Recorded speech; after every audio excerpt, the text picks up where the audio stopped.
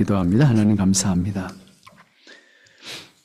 변함없는 하나님의 은혜를 기억하게 됩니다. 하나님의 변함없음 앞에 저희들이 설 수 있게 하시니 감사합니다.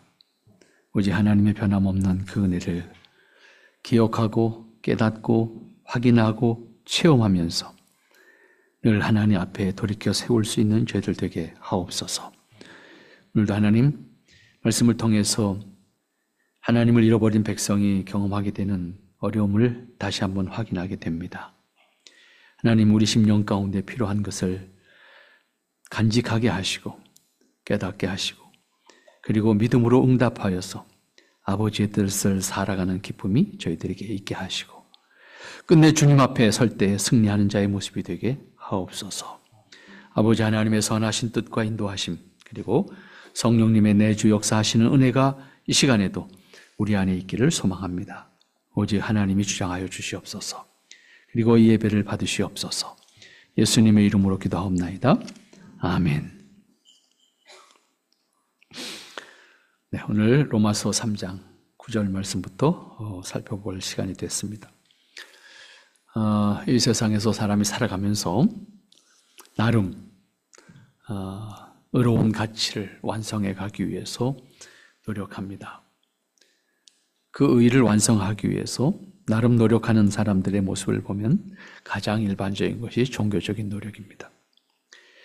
그 종교적인 노력을 통해서 뭔가 가장 이상적인 자신의 모습을 만들고 또 인간의 이 고통으로부터 자유로울 수 있는 그 길을 만들려고 노력합니다. 같은 원리겠습니다만은 그런 가운데 아주 극단적인 선택을 하는 사람들이 있습니다. 은둔 생활을 하는 거죠. 고립된 생활을 하는 거죠. 좋게 표현하면 수도원적인 삶을 사는 겁니다. 그리고 그 수도원도 아주 고립되는, 다시 말하면 들어가면 죽어서만 나올 수 있는 그런 수도원을 만들어서 그 안에서 몸부림치면서 그렇게 살아보려고 애를 쓰는 사람들도 있습니다. 그런가 하면 아예 신비주의적인 생각으로 삶에 도전하는 사람들도 있습니다. 거의 비슷한 맥락이죠. 사실은 이 역시 종교의 범주를 넘어서지 못합니다. 그런가 하면 아주 고대의 사람들은 뭐랄까요? 지식을 통해서, 다시 말하면 인간이 깨우치는 과정을 통해서 인간의 문제를 극복할 수 있을 것이다. 그렇게 생각했던 사람들이 고대 그리스 사람들이었습니다. 그러나 그들 지식을 추구하는 과정 속에서 결국 드러나는 것은 인간이 어떠한 노력을 통해서도 그 한계를 극복할 수 없다라고 하는 것이 그들이 보여준 모습이 아닐까. 그리고 어떤 형태의 노력이든지 그 노력은 현실과 단절함으로써 밖에는 다른 방법이 없다는 거였어요. 결국은 종교적인 방법이 됐던 도덕적인 방법이 됐던 고행하는 방법이 됐던 결국 현실과 사람과 단절함으로써 죄를 짓지 않을 수 있는 환경을 만들어 보겠다는 것이 전부였습니다. 그 이상 아무것도 없습니다. 이렇게 생각해 보면서 우리가 오늘 본문의 말씀으로 들어가 보면 그런 것 같아요. 그냥 모두 말고 그냥 서로 좋게 살면 얼마나 좋을까? 저는 뭐 여러 가지 어려운 생각하지 말고 그냥 서로 편하게, 선하게, 착하게, 기쁘게 그렇게 살면 얼마나 좋겠어요, 세상이. 그런데 사람 사는 곳에는 모두 아픔이 있다는 거예요. 고통이 있다는 거예요. 다툼이 있다는 거예요. 싸움이 있다는 거예요. 세상과 단절하면서 살아보겠다고 스스로 온갖 생각과 생존을 위해서 감당해야 되는 그런 홀로 사는 삶을 선택할지라도 결국 그 안에서 스스로를 생각해 가는 과정 속에서 고뇌하게 되는 것은 원망하는 것이고 내지는 탓하는 것이고 더 나아가서는 나는 왜 그래야만 할까라고 하는 고민을 하는 것이고 그렇다고 해서 스스로 의로워진 건 아니잖아요. 그렇게 살았기 때문에 의로워진 건 아니잖아요. 그냥 갇혀 있는 거지. 그리고 동시에 자기 책임을 다했다고 할 수도 없잖아요. 사람은 존재하는 순간부터 스스로 존재하지 않습니다. 누군가에 의해서 존재했습니다. 그래서 관계 속에 살게 돼 있고 관계를 통해서 살아가게 돼 있습니다. 그래서 관계가 있을 때는 책임이 따라옵니다. 그 책임을 다하지 못한 것도 불의한 일이잖아요. 그래서 바울은 그렇게 표현합니다. 오늘 9절 말씀 보면 그러면 어떠냐? 우리는 낫냐? 이렇게 단도직입적으로 우리는 낫냐? 그러면 우리는 유대인인데 그럼 우리는 낫냐? 유대인이나 헬라인이나 다 죄 아래 있는 거 아니냐? 유대인이라고 뽐낸다고 해서 뭐 나은 게 뭐가 있냐? 사람이 사는 곳이라면 어디든지 같은 아픔이 있습니다. 속고 속이고 싸우고 쟁탈하고 죽이고 그러한 시대를 어느 시대, 어느 나라, 어느 민족에도 있었고 과거, 현재 다르지 않습니다. 아주 고대 사회로 올라가도 다르지 않습니다. 그렇기 때문에 사람이 있는 곳에는 기쁨도 있지만 아픔과 고통이 있고 그리고 거기에는 절규하는 고통도 있습니다. 현재도 진행 중인 러시아의 우크라이나 침공은 사람들이 죽음에 이르고 그와 관련된 가족들, 사람들 얼마나 마음 고통을 당하고 있고 슬픔에 빠져 있습니까? 지금까지 통계가 정확한 거 나오는 건 아무것도 없습니다. 하지만 러시아에서 나오는 통계만 하더라도 이미 60만이 죽었습니다. 러시아의 청년들만 60만 죽었습니다. 그럼 우크라이나 청년들은 얼마나 죽었습니까? 그럼 그들과 관계됐던 가족들은 몇백만 명입니까? 그러나 전쟁은 끝낼 생각이 없습니다. 그로 인해서 이어지는 고통은 전쟁으로 인해서 2차, 3차 피해가 생깁니다. 더 나아가서 앞으로 러시아의 경제가 심각하게 무너질 겁니다. 왜? 생산 기반이 없잖아요. 사람이 없잖아요.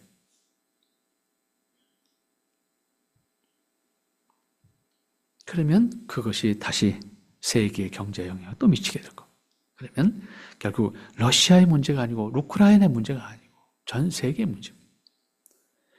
사람은 진정 좀 평화로운 관계로 살 수 없는 것인지 전쟁하지 않고 그냥 평화롭게 산다면 얼마나 좋겠는가라고 하는 마음을 가지지만 역사상에서 전쟁이 없던 시대가 없다는 것도 사실입니다. 사람들은 말합니다. 나는 안 그러고 싶은데 상대가 싸우자 하니까 난 싸울 수밖에 없어. 시비를 거니까 자기 방어 차원에서 나는 똑같이 할 수밖에 없다. 그렇게 말할 수밖에 없습니다. 그게 우리가 가지고 있는 현실이고 한계입니다. 그런데 서로가 그렇게 생각하면서 행동하고 있다는 것도 사실입니다. 이미 서로를 믿을 수 없다는 것을 인정하는 것이 아닐까 생각해 봅니다. 이것은 평소에 말씀드린 것처럼 인간은 아담 이후에 모두 타락이라고 하는, 이때 타락이라고 하는 것은 하나님을 잃어버렸다고 하는 것이 가장 중요한 문제예요. 그러니까 결국은 그 답이 이 뒤에 가서 하나님 잃어버렸다. 하나님 모른다. 그게 답인 거예요. 결국 절대자 하나님을 상실함, 잃어버림으로 말미암아서 인간은 스스로 존재하기를 위해서 몸부림쳐야 되고 그 과정 속에서 내가 살기 위해서 싸울 수밖에 없는 거예요. 근데 문제는 뭔가 하면 오늘 우리에게 고민입니다. 예수님을 믿음으로 거듭난 신분을 가진 우리 그리스도인의 모습입니다. 그럼 그리스도인은 뭐가 다를까라고 하는 거예요. 결국 타락한 본성의 지배를 받는 것은 다르지 않다는 거예요. 우리 여전히 타락한 본성의 지배를 받음으로 우리 생각이 이기적이고 악합니다. 모든 사람은 예외 없이 타락한 본성의 영향을 받고 있기 때문에 본능적으로 이기적인 생각과 행동을 하게 됩니다. 그 과정에서 분쟁이 생기고 싸움이 있게 되고 모든 종류의 악이 동반되는 것도 다르지 않습니다. 그렇기 때문에 바울은 다시 확인하죠. 우리는 나으냐? 결코 아니라 유대인이나 헬라인이나 다 죄 아래 있고 우리가 이미 그렇게 선언했어. 유대인들은 자신들의 우월의식과 선민의식에 사로잡혀서 이방인들과는 다르다라고. 자신들의 그 율법에 의한 삶이 정말로 우월한 것이라고. 그렇게 생각하고 이방인들과 함께 하기를 거부했습니다. 이에 대해서 바울은 우리는 결코 나은 게 없다. 여기서 바울은 유대인이고 적어도 바울 자신을 돌아볼 때 정통 가문에서 태어나서 유대교의 율법에 대해서 최고의 권위로 존경받는 가말리엘 문화에서 공부한 사람입니다. 그런 바울이 뭐가 다른 게 있냐? 내가 나를 봐도 내가 너희를 봐도 다른 게 없어. 그런 바울이 자신을 포함해서 우리가 낫냐고 반문을 합니다. 그리고 대답하기를 결코 나은 거 없다. 그리고 이어지는 말씀이 11절부터 12절 말씀 가서 보면 그렇게 표현하고 있지 않습니까? 깨닫는 의인은 없고 하나도 없으며 깨닫는 자도 없고 하나님을 찾는 자도 없고 다 치우쳐 한 가지로 무익하게 되고 선을 행하는 자는 없나니 하나도 없다. 여기서 강조되는 말씀을 잘 보세요. 없다. 그런데 하나도 없다라고 하는 단어를 몇 번에서 강조하는 것을 볼 수가 있습니다. 의인은 없다. 하나도 없다. 선을 행하는 자도 없다. 하나도 없다. 세상에 사는 사람이라고 하면 예외 없이, 누구도 예외 없이 다 악한 존재다. 죄인의 신분을 가진 사람이다. 그런 얘기죠. 여기서 확인할 수 있는 것은 강조에 강조를 더하는 표현입니다. 그런데 그 강조가 부정하는 강조입니다. 없다는 거예요. 세상에 의인이 없다는 거예요. 선을 행하는 자도 없다는 거예요. 그것을 반복함으로써 복음을, 하나님을 왜 우리가 필요로 하는지, 복음이 왜 우리에게 복음인지를 너희들이 인정하지 않으면 유대인이라고 하는 신분을 가지고 율법을 가지고 있다고 해서 절기를 잘 지킨다고 해서 그것이 너희의 신분을 보장하는 것이 아니야. 이걸 깨닫게 하는 거죠. 이러한 강조는 결국 유대인들의 표현법을 볼 때 앞절에서 결코 아니다, 하나도 없다, 이거를 결정적으로 말하고 싶은 거예요. 인간이 도덕적인 노력이든 종교적인 노력이든 그 노력을 통해서 의에 이를 수 있거나 그런 능력이나 자질이 있느냐 하면 결코 없다는 거예요. 그래서 결국 아담 이후에 인간 세상은 악한 거예요. 아담 이후에 인간의 모습은 죄인의 모습이에요. 나중에 말씀드리겠습니다만은 그렇다고 해서 상대적인 선이 없다는 의미가 아닙니다. 왜? 인간은 적어도 타락한 본성일지라도 적어도 도덕적인 가치를 추구할 수 있는 인격을 하나님께서 주셨기 때문에 상대적인 노력할 수 있어요. 그러나 그것이 얼마나 갑니까? 그것이 몇 퍼센트 온전합니까? 이렇게 계산해 보면 계산 수치로 내는 것 자체가 부끄럽죠. 결국은 그렇게 지적하면서 바울은 한마디 더 하죠. 그런데 잘하는 게 있어. 그러니 그 다음에 다 못해, 없어. 그런 말을 하다가 그런데 잘하는 게 있어. 그게 이제 13절부터 하는 말이에요. 뭘 잘합니까? 저희 목구멍은 열린 무덤이요. 그러시대요. 먹는 건 잘해. 다시 말하면 자기 거 챙기는 건 잘해. 그 얘기. 아주 잘해. 그리고 말로는 잘해. 그 다음 발이 빨로 뭐 하는데? 사람 죽이는데. 이건 참 잘해. 결국 13절 말씀 보면 저희 목구멍은 열린 무덤이요 그 혀로는 속임을 베풀며 그 입술에는 독사의 독이 있고 그 입에는 저주와 악독이 가득하고 그 발은 피 흘리는데 매우 빠르다.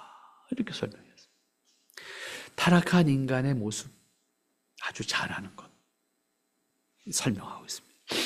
인간이 행하고 있는 것을 보면 선이나 의와는 정반대로 악과 피 흘림에는 매우 빠르고 대처 능력이 아주 탁월하다는 것을 설명하고 있습니다. 세상을 돌아보면 인정할 수밖에 없는 것이 사건과 사고, 전쟁과 피 흘림이 없었던 시대가 없었다라고 하는 겁니다. 우리가 살고 있는 현재도 어딘가에서는 싸움이 있고 죽임이 있고 고통을 당해야 되는 일들이 만들어지고 있습니다. 이러한 현상은 특별한 사람들이 그 동네에 모여있기 때문이 아닙니다. 특별한 지역에서만 일어나는 것도 아닙니다. 사람이 사는 곳, 사람이 있는 곳, 거기가 어디든 상관이 없습니다. 하늘 위에든 비행기 타고 가서 싸워서 죽이는 사람들 있잖아요. 하늘에서도 싸워요. 배에서도 수없이 싸움이 있습니다. 자기들끼리 필요한 목적에 의해서 동반하는 사람들이지만 그 안에서 다툼이 있습니다. 반드시 아픔과 고통이 있습니다. 그것은 모두 사람들과의 관계에서 만들어지는 일입니다. 앞에서 말씀드렸던 것처럼 여기서 유의해야 될 것은 하나 있어요. 그것이 뭐냐면 상대적인 의미에서 선과 의도 행할 수 없다는 의미가 아니에요. 인간은 상대적인 필요에 의해서 선을 추구합니다. 의를 추구합니다. 그래서 스스로 상을 만들어서 의롭게 살아야 된다고 격려도 합니다. 하지만 그것까지도 때로는 이용하는 것이 사람입니다. 그래서 그 상을 받기 위해서 또 뇌물을 써야 되고요. 그 상을 이용해서 자기 이익을 추구하고요. 사람이 사는 곳에는 악하고 슬픈 일이 있지만 동시에 그런 비담도 있습니다. 여기서 바울이 강조하는 것은 인간이 스스로 하나님의 의에 이를 수가 없다. 그 말이에요. 나아가서 스스로 의로 속죄와 구원을 이룰 수가 없다. 그 말이에요.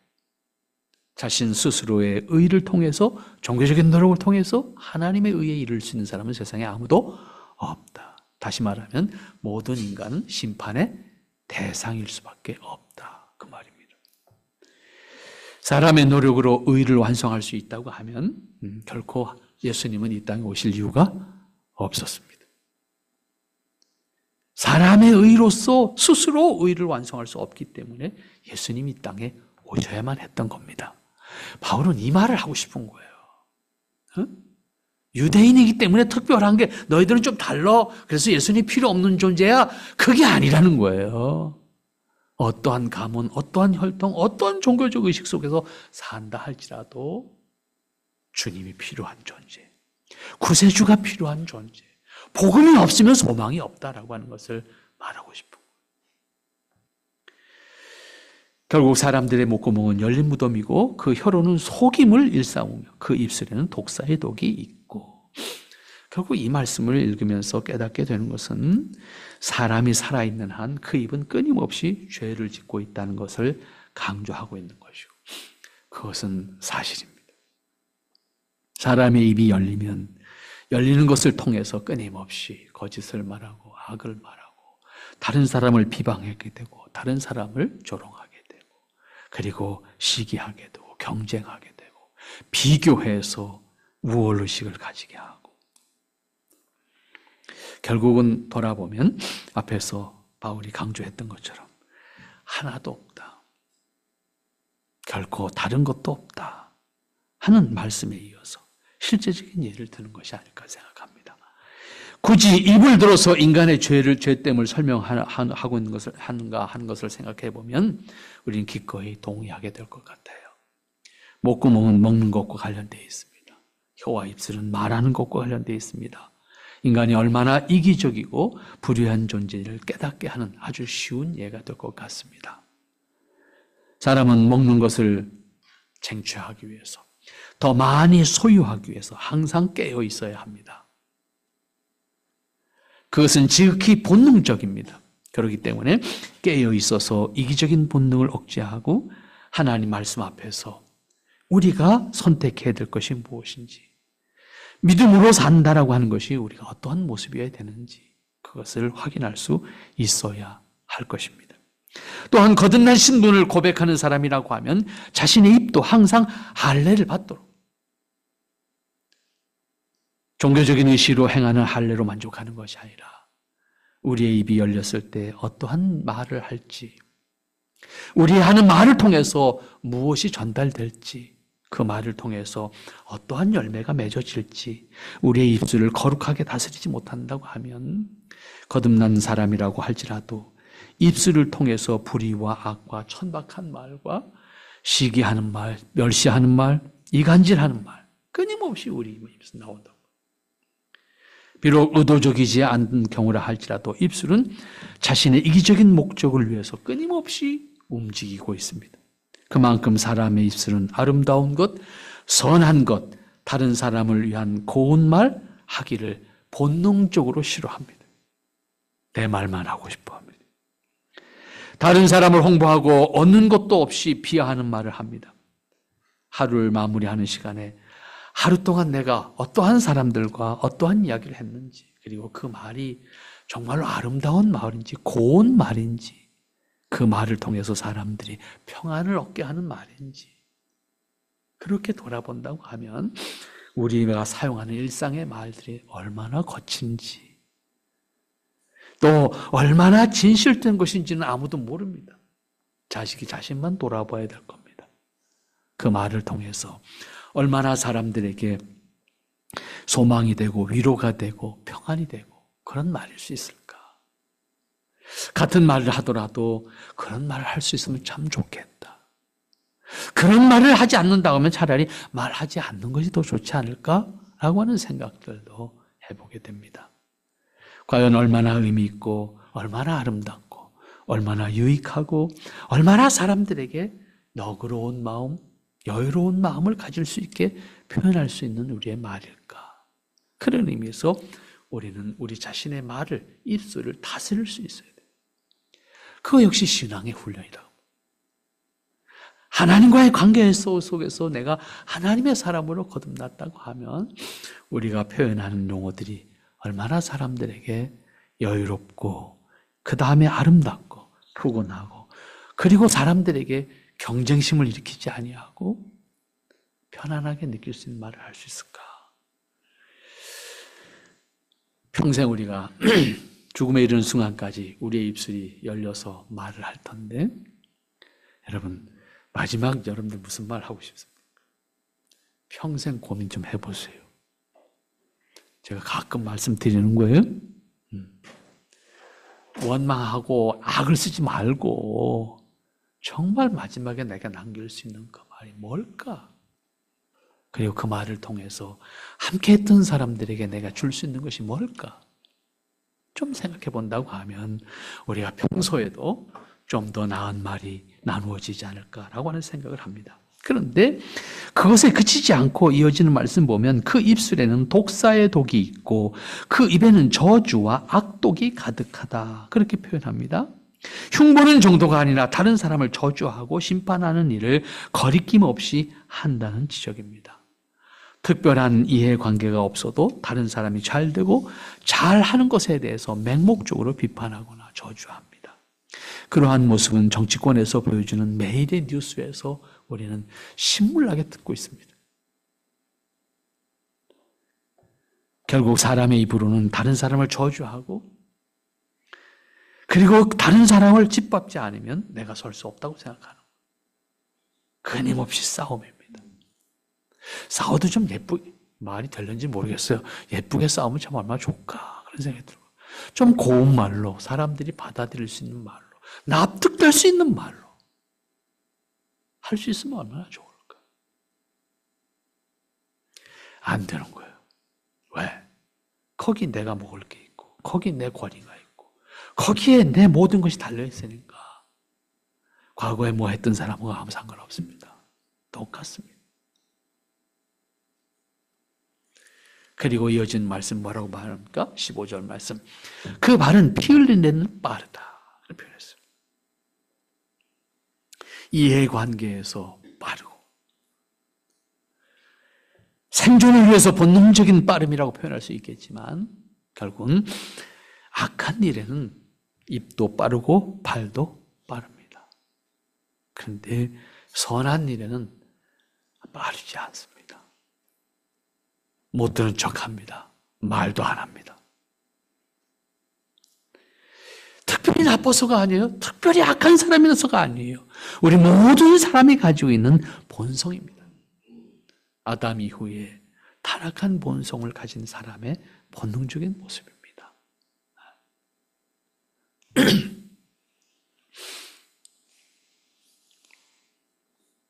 인천에 저 계양구에 있는 인천에서는 가장 오래된 교회 가운데 한 교회가 있어요. 우리나라가 해방 이후에 6.25를 거치면서 이념 대립 때문에 많은 사람들이 희생을 당했습니다. 그 희생이 없는 마을이 없었습니다, 사실은. 크게 우리가 알려진 제주나 여수나 지리산이나 이런 특별한 지역 말고도 사실은 마을마다 다 있었습니다. 그런데 그 교회가 교회가 목사님과 함께 피난을 떠났습니다. 제주도로 피난을 갔습니다. 근데 다 갈 수 없잖아요. 남은 사람도 있잖아요. 목사님은 성도들을 데리고 제주도로 피난을 갔다가 돌아왔습니다. 그런데 피난 가지 못한 사람들이 남아 있었잖아요. 피난 가지 못한 사람이 남아 있었는데 그 과정 속에서 이제 죽고 죽이는 사건들이 만들어졌잖아요. 다시 수복이 돼서 올라왔습니다. 그 사실들 다 지켜본 사람들이 있잖아요.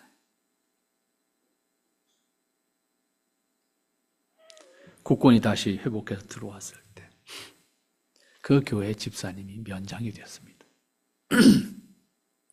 이 사람은 피난을 안 간 사람입니다. 그래서 다 압니다. 면장을 시켰습니다. 그리고 완전 정식 명장이 아니죠. 군인이 지배할 때니까. 부역자들을 찾아내라. 그게 과업으로 주어졌습니다. 이 집사님 어떻게 해야 되겠습니까? 다 합니다. 말하면 다 죽는 겁니다. 이 집사님이 끝까지 말하지 않았습니다. 내가 짊어진다.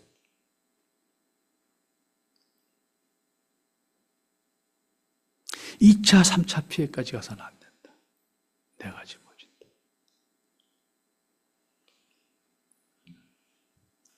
잘했는지 못했는지 어떻게 판단할지.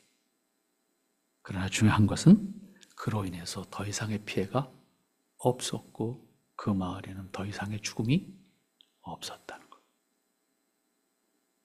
그리고 그분은 전쟁이 끝나고 나서 자신의 밭대기를 다 예배당 짓는 데 바치고 장로님이 돼서 얼마 전에 돌아가셨습니다. 그리고 끝까지 그 얘기를 하지 않겠다고 다짐했습니다. 왜? 그 후손들이 다 이 마을에 살고 있는데.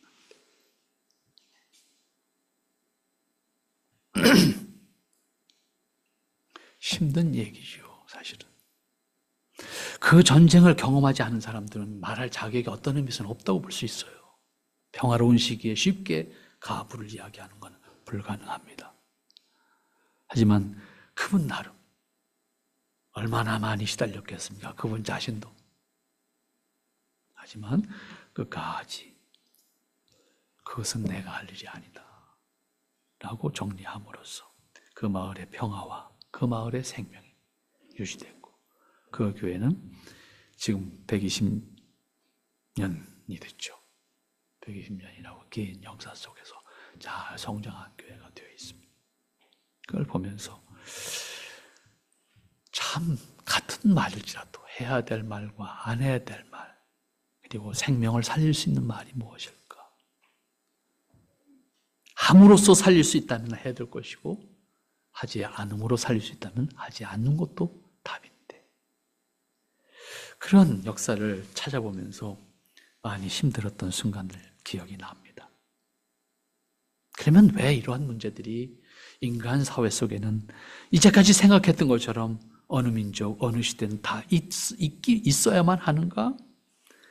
바울은 지적합니다. 16절 말씀부터 18절까지 보면 답을 그렇게 말하죠.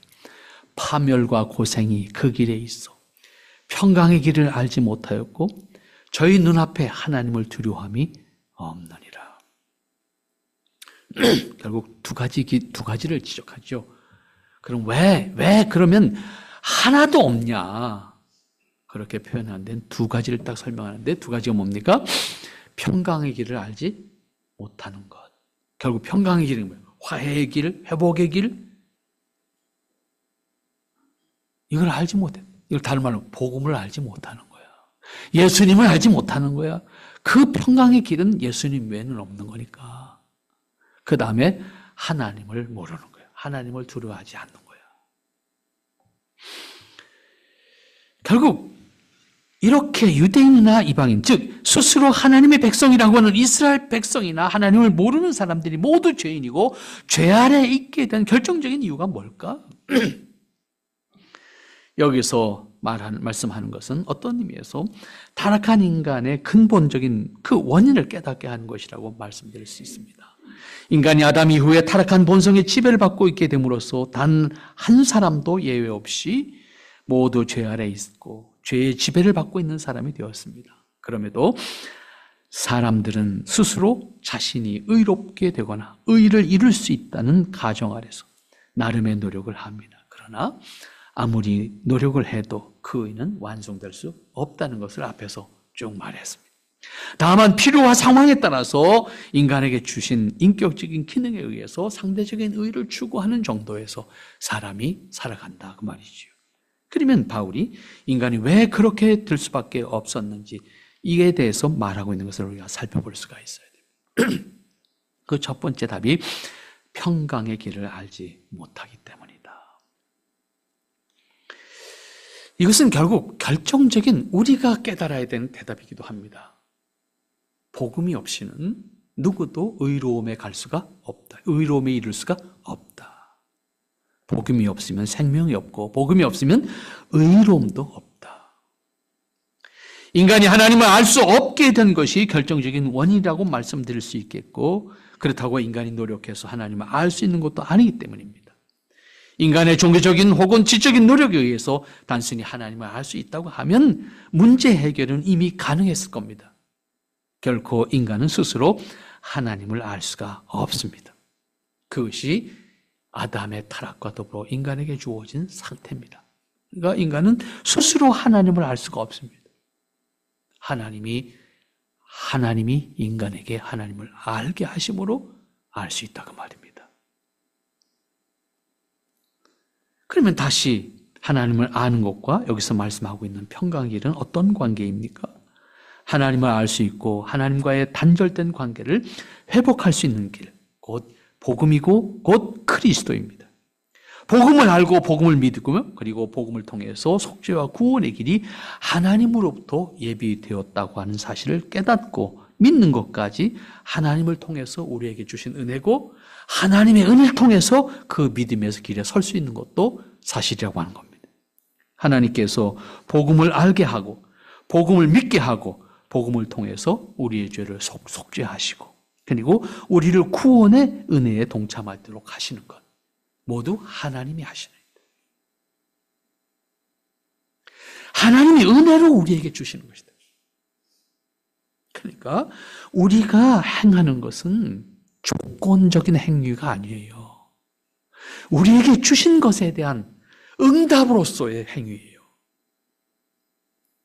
우리의 행위의 조건을 통해서 우리에게 의로움을 허락되어진다면 우리는 이미 조건이 다 탈락입니다. 그 의에 이룰 수 있는 사람이 없으니까. 사람은 자신의 노력으로 하나님을 알 수 없고 복음을 믿을 수도 없고 동시에 우리 스스로가 속죄를 받을 수 있는 방법도 없습니다.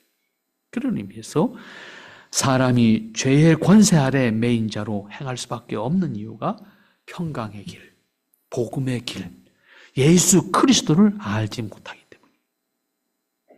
바울은 그 얘기를 하고 싶은 거죠. 그래서 1차적으로 평강의 길을 알지 못한다. 하나님과의 관계를 회복하는 길을 알지 못한다. 인간이 본래의 인간으로 회복될 수 있는 의로운 자로 회복될 수 있는 길을 세상은 알지 못한다. 그것이 첫 번째 이유다라고 말씀하는 겁니다. 그 다음에 또 하나의 이유가 뭡니까? 그들의 눈앞에 하나님을 두려워함이 없다. 하나님을 두려워함이 없다라고 하는 것은 하나님을 모르기 때문에 두려워하지 않는 거죠. 알면 두려워하죠. 그렇지 않습니까? 그래서 사람들은 본능적으로 하나님을 피하게 돼 있어요. 두려우니까. 근데 몰라. 그러니까 마음대로 행동하는 거예요. 숨어서 하면 괜찮다고 생각한 거죠. 그래서 하나님을 아는 것은 필요하면서도 싫은 거예요. 그래서 하나님을 자기 발로 찾아오지 않습니다. 자기 발로 찾아올 때는 필요를 느낄 때 찾아오죠. 하나님을 잃어버린 사람의 상태를 설명하는 말씀입니다.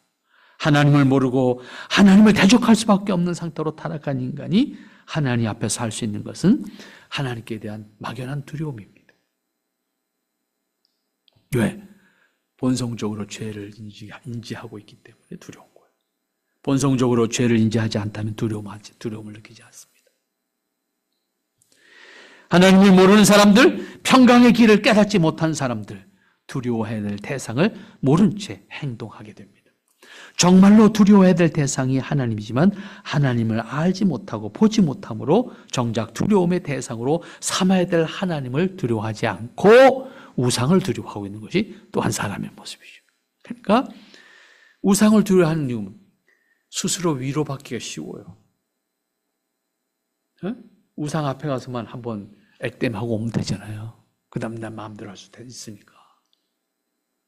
근데 하나님 안 보이거든. 이게 딜레마예요. 그래서 인식하지 않으면 안 되는 거예요. 하나님과의 관계 속에 깨어있지 않으면 안 되는 거예요. 깨어있지 않는 순간 우리는 방종하게 됩니다. 깨어있으면 매사가 두려움입니다. 그래서 사람 본능적으로 피해요. 인식하지 않으려고 그래요.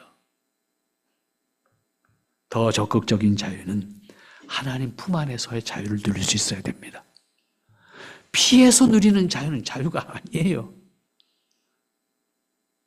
두려움을 저축하는 겁니다. 더 많이.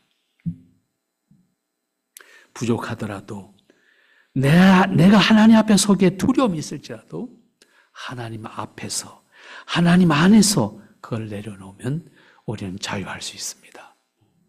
하나님은 그것을 우리에게 탓하지 아니하시고 우리를 긍휼히 여기신다. 바울은 이것을 콕 집어서 말합니다. 우리 옛말에 그런 말이 있어요. 하룻강아지 더 무서운 줄 모른대. 하나님 모르면 하룻강아지처럼 사는 겁니다.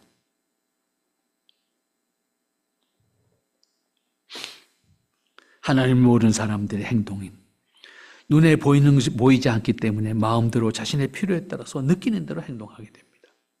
왜? 하나님을 두려워하지 않기 때문에. 하나님을 알지 못하기 때문에. 그런데 문제는 하나님을 잃어버린 사람은 의의 기준과 근본이 되시는 하나님을 모르기 때문에 신앙까지도 자신의 필요와 이해관계에 따라서 행하게 됩니다. 하나님을 모르는 사람, 복음을 모르는 사람, 하나님의 은혜를 믿지 않는 사람 모두 같은 사람입니다. 바울은 모든 사람이 죄인이고 악한 원인이 하나님을 알지 못하는, 복음을 알지 못하기 때문에, 복음에 담긴 하나님의 사랑을 알지 못하기 때문에 결국은 우리는 죄 아래 지배를 받는 사람일 수밖에 없다. 그래서 다시 9절 말씀으로 넘어갑니다. 그러면 어떠냐? 우리는 나으뇨? 결코 아니라. 유대인이나 헬라인이나 다 죄 아래 있고 우리가 이미 선언하였나니라. 결코 아니다. 선을 행하는 사람이 하나도 없다. 이런 표현을 하고 있는 것을 우리가 볼 수가 있는데 우리는 다시 한번 본문의 말씀을 통해서 하나님께서 바울을 통해서 복음을 알게 하시는 사건 가운데서 우리에게 그 복음과 그리고 하나님을 알 수 있도록 다시 한번 격려하고 있는 이 사실에 우리가 집중해서 하나님 말씀 안에서 다시 한번 은혜를 간직하고 그리고 하나님께서 이 말씀을 통해서 바울이 전하고자 하는 복음의 핵심을 깨우쳐서 우리가 늘 하나님 앞에서 자유하고 하나님 앞에서 하나님의 의를 기뻐할 수 있는 사람으로 내 행위로 만족하지 않고 하나님의 은혜로 만족할 수 있는 여러분들 될 수 있기를 바랍니다. 기도합니다. 거룩하신 아버지, 아버지의 은혜를 고백할 수밖에 없는 저희들입니다. 아버지께서 우리를 주장해 주셨사오니 감사하고 우리를 향하신 하나님의 사랑과 은혜로 기뻐할 수 있는 심령들이 되게 하여 주시옵소서.